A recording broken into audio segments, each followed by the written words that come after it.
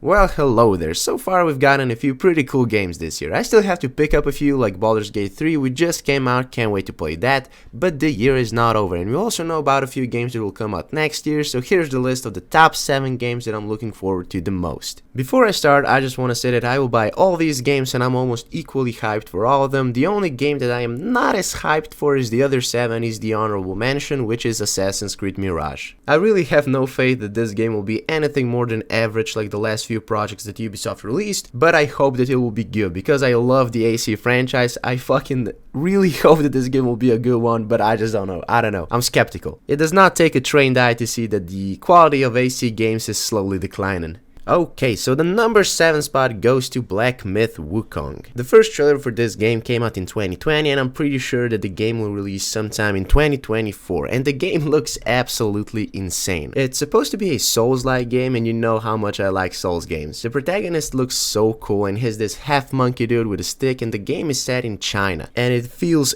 absolutely extraordinary. I hope that the game will be as good as it looks because it looks flippin' sweet. But the reason it's number 7 is because I really don't know much about this game. There's still a lot they haven't released, but they've released enough to make me want to play it. The next game I also don't know a lot about because it sorta just got announced. I have fallen in love with it after watching the trailer once and it's called Phantom Blade Zero. I know it's sort of a goofy sounding name, but it's this dark looking game with fast combat and the choreography for the combat looks so fucking cool. But the game is being developed by Asgame, which is a studio that I have never heard of before. I don't know a lot about them, but they didn't make a lot of games, and really all I know about this game is what I saw in the trailer, but it's so cool that I had to put it on the list. It will also be a PlayStation exclusive, so that is often, not always, but very often a good sign. About the next game I've already made a video. It's Star Wars Outlaws, a game being developed by Ubisoft which can frighten even the toughest man. The game has the potential to really be something so cool we've never seen before.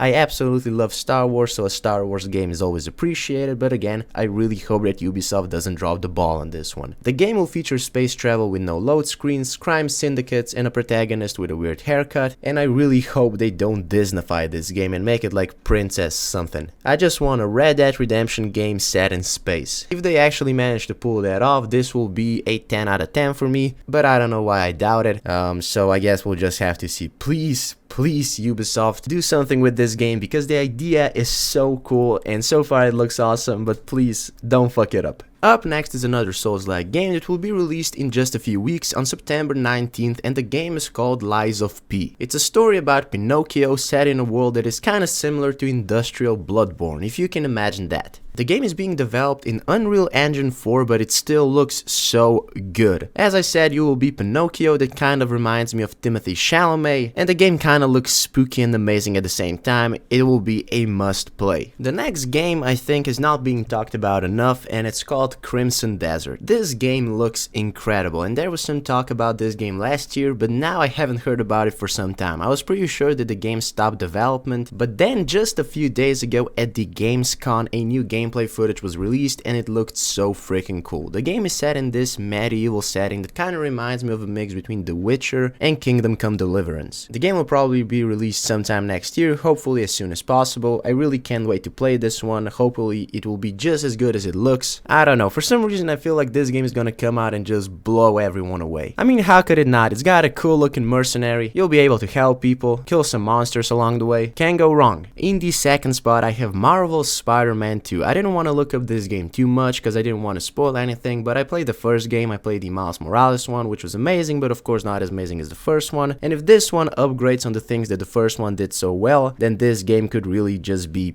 peak gaming. They will bring in Venom, which is cool. They will bring in Kraven the Hunter, also cool, and something tells me that there's gonna be a lot more bad guys like in the first game where there was like 6. I can't wait to swing around New York once again in a red spandex on October 20th when the game is going to be released. And the game that I'm looking forward to the most in the near future is Starfield. The game will be released on September 6th. It will be a huge, massive space exploration game that hopefully won't be a buggy mess. If it's actually going to be like you're promising us, it's gonna be one of the best games of all time, but if it's going to be like Fallout 76, I'm just gonna kill myself. It is going to be this huge space exploration game that looks so beautiful, but the reason I have it at number 1 is pretty much just because I want to see how it will turn out. I'm about as equally hyped for this game as I'm hyped for all the other 6 games. It will be available on Xbox and PC, but on Xbox it will be limited to 30 FPS. They said it so they can prioritize visuals over gameplay, which is kind of stupid. Why not just have an option to either play on performance mode or visuals mode? But I will play it on PC, so I was not too bothered by that,